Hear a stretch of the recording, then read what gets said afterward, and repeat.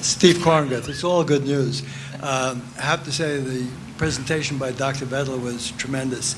It's sort of in the same line we're doing. So at University of Texas with Schneier and a variety of other folks, we've been looking at MRI of soldiers from Fort Hood and West Point cadets who have undergone 30 to 40 hours continual wakefulness and activities. And the question then is... Whoa, what'd you say? 30 to 40 continuous... Hours. Of wakefulness, okay. Of wakefulness, right. And the question is there a degradation in detecting signal shifts when shown pictures of threat, early response to it, errors in threat response, and correct kills? And the phenomenon is, of course, that there is a reduction in detectability of 30 to 40%. If you ask a second question, can you detect by diffusion tensor imaging and fractional anisotropy, do you see any correlation between the fiber extensions and the ability to go for the 30 to 40 hours? And there was. The larger, the cross fibers from back to front and right to left, the ability to sustain high performance is very significantly different from the folks who have a much lower. So you have essentially a structural feature which is not a learned feature, because you're not going to have very much axonal extensions during a period of training even. So well, I think... Am I allowed to talk back yet? Yeah, the likelihood of change in myelinated fibers and numbers of fibers is not high. The connectome is different. But in terms of actually fractional anisotropy, that's not likely to be a number of axons different. But anyway, I think it's a wonderful presentation and a really insightful way of looking at it. Thank you. I was just going to clarify that I do think that, I take your clarification that the FA fractional anisotropy typically is only looking at these broadband fibers. But I do think it'd be fun actually, if possible, to have our hands on that data, because using some of our methodologies even to look for differences in the networks that may correspond with some of the task network differences. So we do a lot of what we call structure-function coupling relationships. And so it would be really interesting, in addition to just seeing basically what you've described as almost a trait measure, so different lack of susceptibility to sleep loss, maybe more trait-like in the way that our brain is wired, but there could be some dynamics that are related to the functional network differences, and that I think is something we could try to intervene and improve performance for soldiers with. My question is about the functional maps of the brain. Have you gotten a system where you can put one under, say, a soldier's helmet or a pilot's helmet so that you can see it in real time during a military task, such as a military exercise? The answer is that the lab has a whole docket of research on trying to make dry electrode sensors that we can embed in helmets. That's our vision. The really large challenge right now is that whenever we have the electrodes on the scalp, the brain differences that we're looking for are a couple of microvolts, but the amount of electrical interference just we get from 60 hertz line noise in the environment plus head motion, that really dampens the signal. So we do have some brain data from natural 6 settings, and it's what we work a lot on, but right now it's quite noisy. So a lot of our research there, I would call it preliminary, but that's exactly the type of thing we're trying to push in. And the Air Force in particular, at Wright State PAT, has a whole ton of pilot-specific information for sure. That's their particular niche area. So why not make it super societies? Perhaps you've thought of that, what are your thoughts about a super society versus just having a super soldier? I mean, why not have our whole society to take advantage of this? Thank you. Well, I will, there are two things about that. One, I'm going to defer to my colleague, Dr. Pfaff, right over here, in terms of what the ethics might be of that. There are some things that perhaps a soldier might sign up for or be willing to participate in that society as a whole might be a little slower to accept. I do know that in some other nations, which shall remain nameless at this point, that kind of work and that kind of investigation is currently underway. and that there are already neural implants and so forth that are being, tested out in a very innocuous and I'm sure well-meaning way. But I think for our society, that's something that will have to evolve over time in its own way. Also, we've yet to answer the question, what is better? You can answer the question, what is better, in terms of whether or not, with particular technology, a soldier on a particular day with a particular set of conditions can or cannot hit a target. And we can answer other kinds of questions. We can answer questions with respect to pilot performance, for example, in very difficult situations with loss of systems and things of that sort. It is not quite as clear to me what better is in a social sense when we add augmentation or we add technology to the mix. And that little photograph which my colleague had up of the children all sort of standing there with their noses in their iPhones, I think the jury's still out. There's no question that that is changing things for them. There is a question about what the impact will be on society as a whole and whether or not that will ultimately be judged to have been a positive event or not. So as a continuation of kind of that question, we just talked earlier about the reintegration of soldiers into society. So how do we reconcile these augmentations that change these people potentially on a physical level or even maybe genetic level with the reintegration back into society after they have completed their service? If that question is also for me, I think it depends. There are all kinds of augmentation. All augmentation is not technological. Some of it might, in fact, be chemical. And we know that that happens already, that there are chemical additives that can be used to enhance performance over a short period of time and then decay out of the system. I think it probably depends on A, the extent of the augmentation, B, what that augmentation is intended to, what performance is intended to be enhanced, and perhaps C is whether or not, certainly whether or not it's reversible and removable, and then ultimately, does the soldier want it to be removed and reversed? Is there a downside to just leaving them augmented over time? Those are all questions that will have to be answered on a case-by-case basis with the specific augmentation that we're discussing. I was just curious about the broader societal implications of a lot of the technologies you talked about. So, for example, you talked about brain scans and the ability to predict behavior.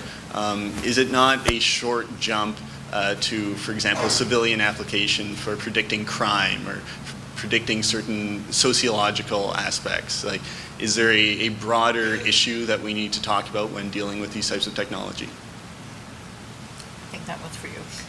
I think for sure that the idea of having objective brain networks that can predict performance doesn't have to be a military task. It's generic to military or civilian tasks.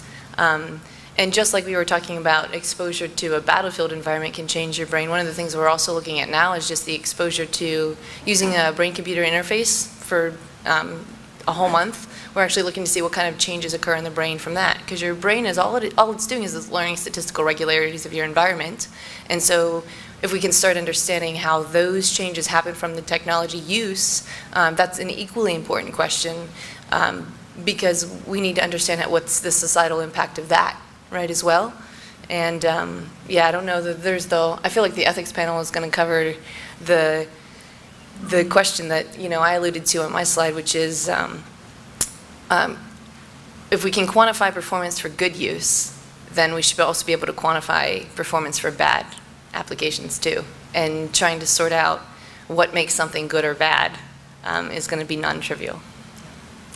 If I could just add to that, there's a difference between being able to see a pattern that tells you about potential and that potential being realized in the act, in the performance of the act. So I'll just leave it at that. I think we're a long way from person of interest, which I think is the show that you were referring to. think it's also worth pointing out that whether we do the work or academia does the work is probably going to get done one way or the other. So I don't necessarily know that it's an ethical problem from a military perspective as opposed to from a science perspective. It seems to be a premise in the question, the discussion, that this will happen more slowly outside of the military, that people won't adopt it. I can tell you that it's already going faster. The use of these technologies in the private sector and universities and others is far outpaced what's happening in rooms like these. And your problem is, I would say, much more likely to be what happens when a recruit comes and is already using it. Do we let them in? Do we let them continue to use it? Than the reintegration side. The amount of use of legal drugs illegally, illegal drugs illegally, and various performance enhancements in some high-intensity circumstances exceeds 50%. So I submit to you that on the street, that premise from a relatively small but seemingly interestingly sampled data set suggests that your problem is exactly the opposite. Interesting, yeah. The other thing I think it's worth pointing out is there are biohackers out there, people that are already going in and putting implants in themselves on the street. So the stuff that we're looking at and considering are things that are already happening in the real world, just as you're saying. Based on the last panel and then this one as well, it got me thinking about the cultural aspect, which I'm sure as many of my brothers and sisters here in the Army particularly will have recognized that when we go off to foreign cultures, we're looked at as aliens at best. Our language, what we look like, how we act is extremely culturally different than them. And between Karen's presentation earlier today talking about walking around in exoskeletons and then some heads-up display helmets where you're jacked into this net that gives you all kinds of great information, you're becoming even more alien. And I'm wondering about, has it been looked at within your various areas of expertise about how do we still achieve what the great outcomes you can give us, but at the same time close with these foreign cultures that we're either going to go destroy and then stand up again, or potentially go do our favorite counterinsurgency type operations where the closer we can get to them linguistically, culturally, socially, the better to allow us to do our jobs. Multicultural issues, that's a topic that's of great interest to me. I did quite a bit of work in years gone by on the issue of culture and automation. And the different responses, the different behaviors, the different levels of trust in automation and so forth that you find across different cultures. Beyond that automation question, on at least one of my slides, if not two, I had a line that talked about multicultural competence. And I think multicultural competence at a very deep level and understanding is part of that one of those domains of expertise or near expertise that our soldiers are going to have to a greater extent as they go forward, not just that they have someone with them who speaks the language or they have someone with them who can translate between them and the local indigenous population, but a really fundamental understanding. Certainly to the extent that we're going in there looking like space rangers, of course that just adds to the problem. I don't know how to resolve that one. I do know that some of the things perhaps that we do and say in the way that we behave may be more problematic than the way we look. That's just Susan Martin speaking. That's not professional opinion. Mike?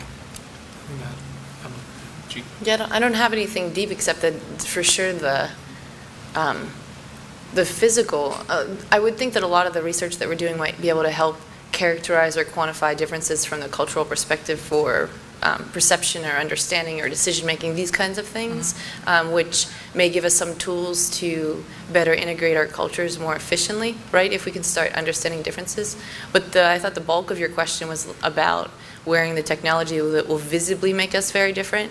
And other than, engineering doing some work to make things miniaturized, and certainly the sensors that we would envision for recording brain data would be embedded in a helmet, so you wouldn't be able to see those per se.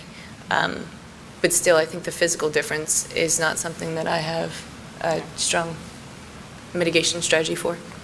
Just wanted to bring up the subject of, have you done any work with non-invasive brain stimulation to accelerate learning? Yes, we have a full program on stimulation in collaboration with a couple of different universities. And right now, as you may know, that the results from the literature for stimulation are quite mixed. Some people find strong effects and some people don't. What I didn't focus on the presentation, but as a crux of our research, is this individual differences question. And our hope is that if we start looking at particular individuals and doing their particular networks, and then in pulling in more of the methods from network science. So like, for example, we've done some work on what's called controllability of networks, where within a given network, some particular regions within that network can more heavily influence the activity of that network than other regions. So instead of right now, a lot of the stimulation protocols typically say, oh, it's the prefrontal cortex that seems to be active whenever they're doing this task, let's stimulate the prefrontal cortex. Our approach is going to start seeing if we can say, what's the network of regions that are interacting with the prefrontal cortex? If we start stimulating other regions within that network, can we actually better drive the performance of that network by targeting a different region rather than one that's showing activity? So I'm giving you a little bit in the weeds there, but we're trying to help improve those mixed results from stimulation by fundamentally changing the technical approach that we're using. You might want to explain to them what it is. Deeper than, so for stimulation, it's basically just applying a magnetic pulse or DCS into the brain, which causes activity within a brain region that then just causes a propagation of the information through the network. So if you think of those top-down views of functional networks that I was showing you, and you saw one region that got very large, we're basically putting stimulation into the brain to cause one of those regions to get large and send out its information within the network. Does that make you smarter? I mean, what does that do? That's a fantastic, that is the gazillion-dollar question, stimulation. No, I mean, I'm not trying to be trite, no. That's a perfectly reasonable question. And the answer is that because there's such mixed results, so people will do a stimulation, like say there's a working memory task, and this working memory task shows prefrontal cortex activation whenever people are successfully remembering things. The stimulation protocol now currently will say, I'm going to stimulate the prefrontal cortex and see if I can overall get an improvement in the total items that are recalled, right, that are memorized in the task. So in answer to your question, if that result is positive, then we would say stimulation is good. It's made us smarter because we've remembered more of the thing we were trying to remember. The challenge right now is that the results within that research is very mixed. Some labs will find a positive effect of stimulation and other folks will not find a positive effect of stimulation. So that's why I'm responding that we really don't know what stimulation does because there's these mixed results. And so then my nuanced answer for Pete's question was based on trying to say, we think the technical approach that people are using within the problem could be improved so that we can start mitigating why it is that sometimes it seems like a good idea and other times it seems like a bad idea. You may want to clarify that it's all non-invasive. Correct. Oh yeah, this is from the scalp. Yeah, we're not putting holes in anybody's heads. That's next week. But so far, everything's just from the scalp. That also means you're stimulating centimeters rather than millimeters. Yes. Regional. Yes. Yeah, there's a couple different things where you can do, yeah, it's just basically how focal your stimulation is. So whenever we were showing you that brain activity, right, we were showing it's basically within a couple millimeters within the cortex. And so right now we basically stimulate several of those regions rather than one particular region. So that also limits our ability to interpret the results.